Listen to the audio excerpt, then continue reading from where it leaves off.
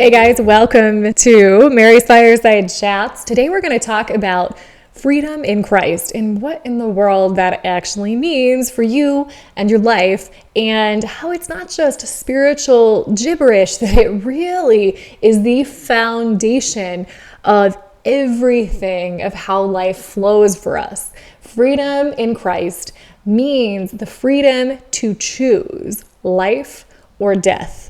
Every single moment of every single day, you are deciding what kind of a life you're going to live. When you're living from a place of freedom, it means you're living from a place of free will to choose what you want to choose and to reap the consequences that you've created. We are not the only creators in our life. Obviously, the world is full of billions of other people who are also co-creators of their life. God has ultimate sovereignty. He is in control. However, He is not in control of our every thought, our every movement, our every action. He gives us free will to also be in control. See, God doesn't want robots. He doesn't want automatons. He is the God of free will. He's not the God of slavery and bondage. That is the God of our own egos. You see, Satan is not this guy in the sky that looks really evil.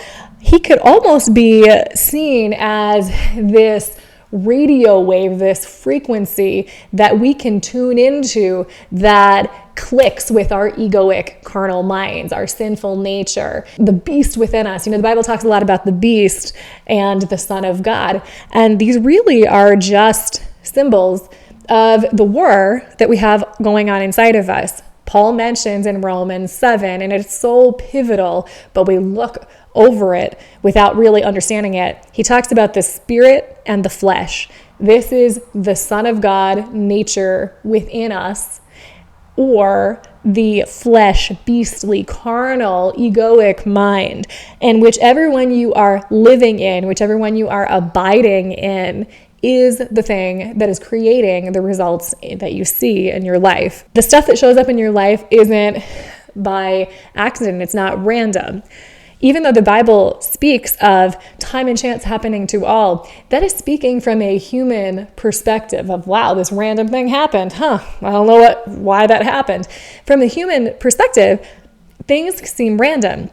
But the law of sowing and reaping is just and perfect, and everyone will be rewarded according to their works in this life and the next. And so it is very important that we decide which thing we are abiding in. Are we abiding in life, the spirit, or are we abiding in death, the flesh? The freedom that we have in Christ is not that we can do whatever we want with no consequences. It's actually the freedom to choose whatever we want to do and then see what happens. And God has made this world so pain and suffering is a big catalyst to change, to growth.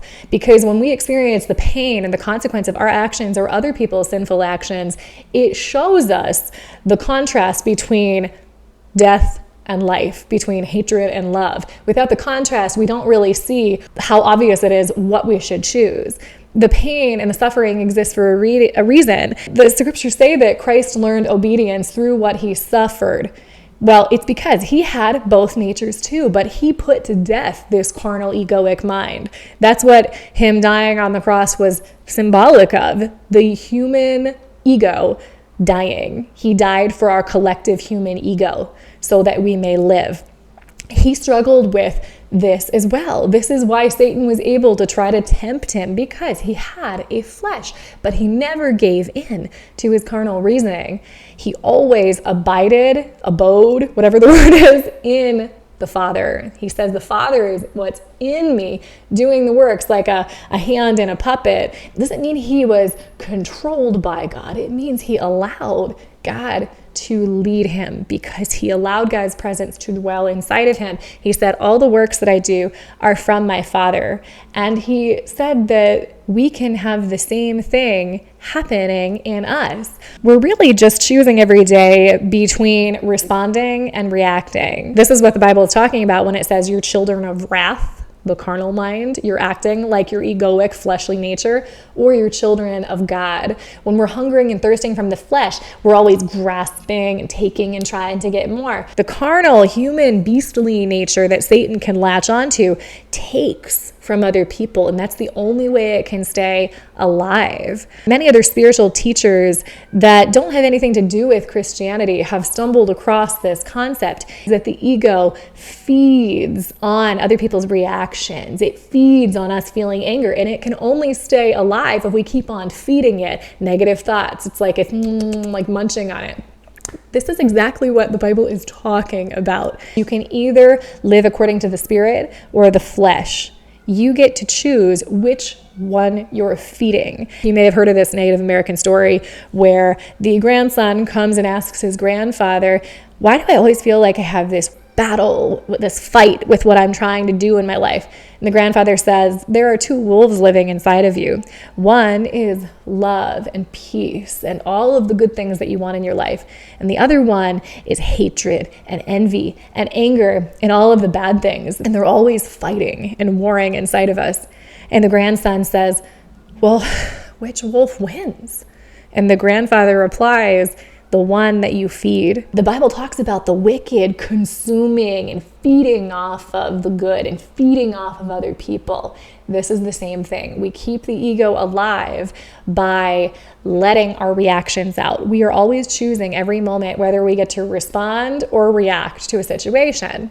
Responding just means acting out of abiding in love. If you already have abundance, you can freely give. And if you're living in the Spirit, if you're abiding in God, you already have everything you need.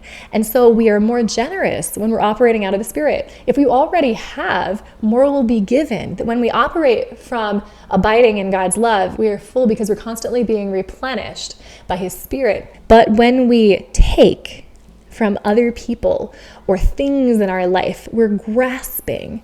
This can only go so far because it's never going to be replenished. You constantly have to keep taking. You're hungry for things that will never satisfy.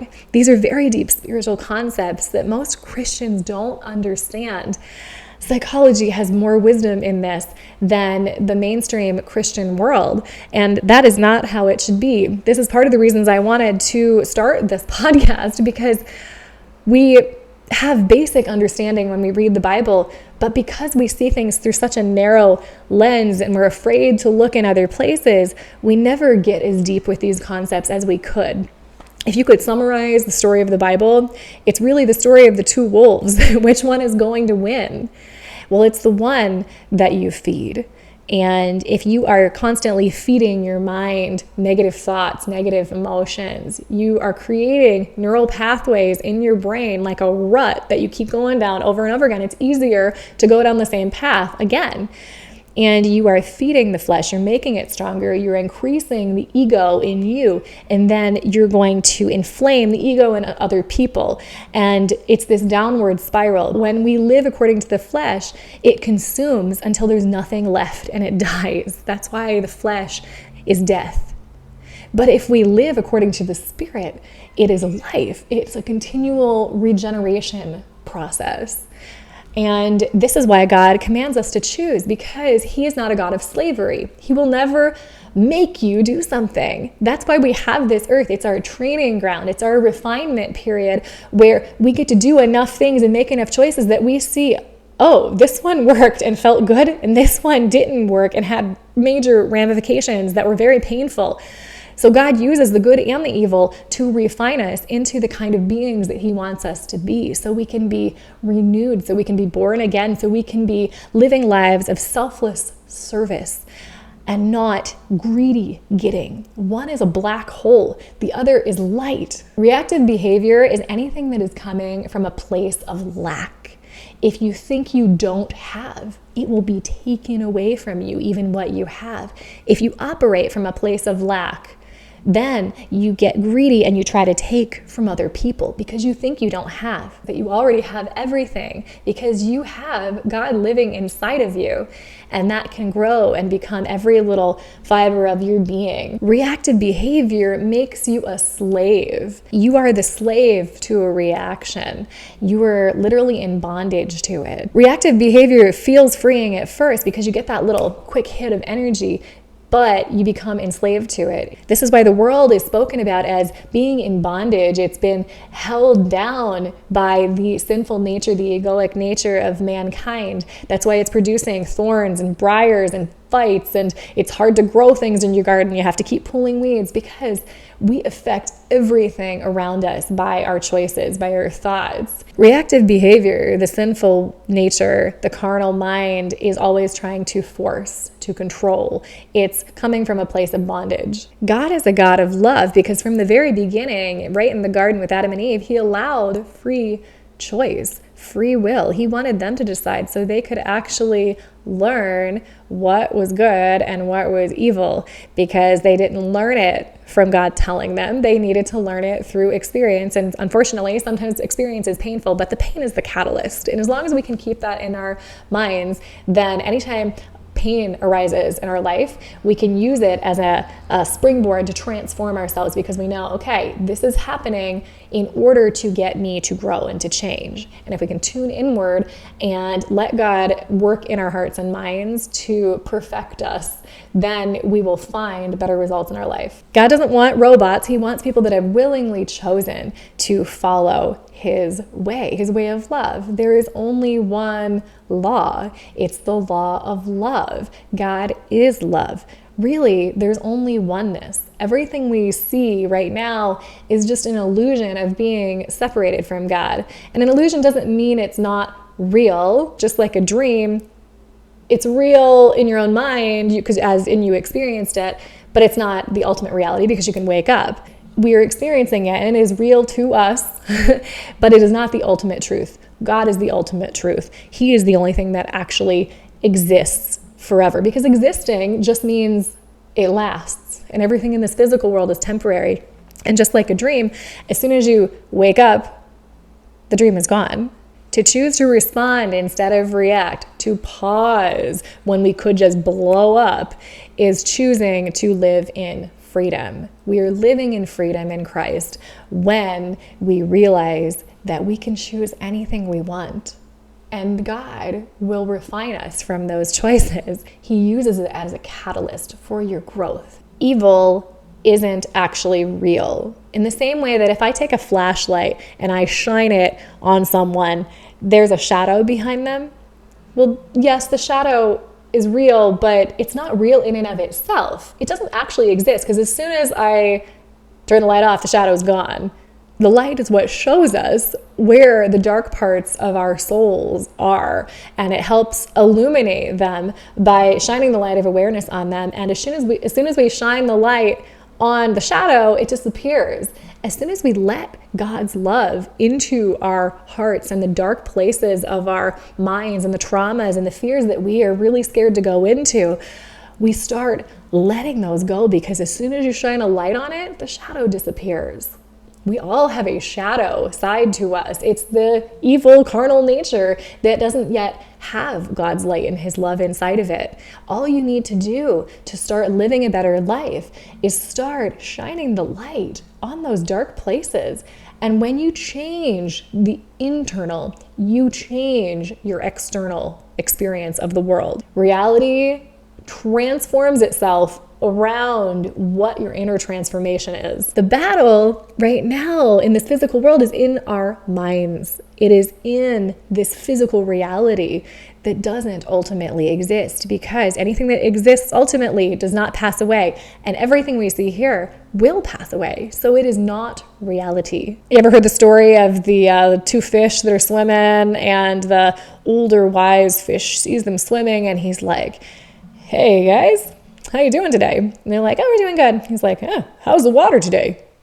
And he just kind of winks at them and swims on by, and they look at each other kind of confused. They're like, "Huh? And they just are like, he's just weird. And they swim away. Everything around us is the water we're living in.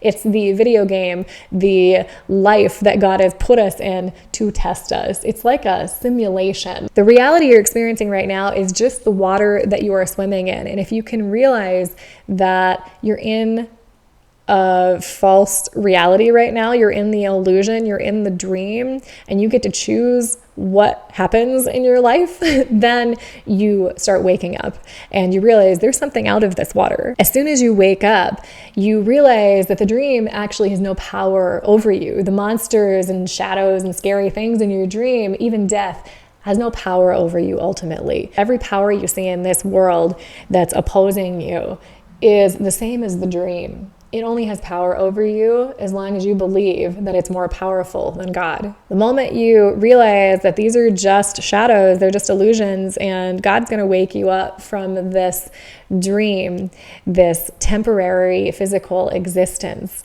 is the moment that you set yourself free, and that pain and evil and suffering can have no effect on you other than, I have a feeling that doesn't feel good right now. I have a thought that's scaring me right now. Anytime you have that, all you need to do is realize, okay, this means my field of vision is so small that I can't see the bigger picture. And then you outlast it by just praising and saying, you know more than me. I'm going to let you hold me right now. And you let all of the scary things come up, because when they come up, they come out. When we suppress, it stays. What we resist persists. But when we fight in the spirit, we kill the ego. That is what it means to war in the spirit and not in the flesh. Freedom in Christ is the ability to choose, and to choose wisely, to choose life every moment of every day. Let nothing that you do today come from a place of fear or lack or scarcity. Know that you have God's presence all around you, able to abide inside of you. All you got to do is remember it and activate it and live from that place of abundance, from that place of love, and you change your life. I hope you enjoyed this. If you like content like this, tell YouTube, press like, please subscribe. Thanks for hanging out with me today, and I will see you next time for another Fireside Chat. Every single time a trial comes into your life, we get to prove all over again what God we believe in. Do we believe in the God that said he is good, that says he is love? Or do we believe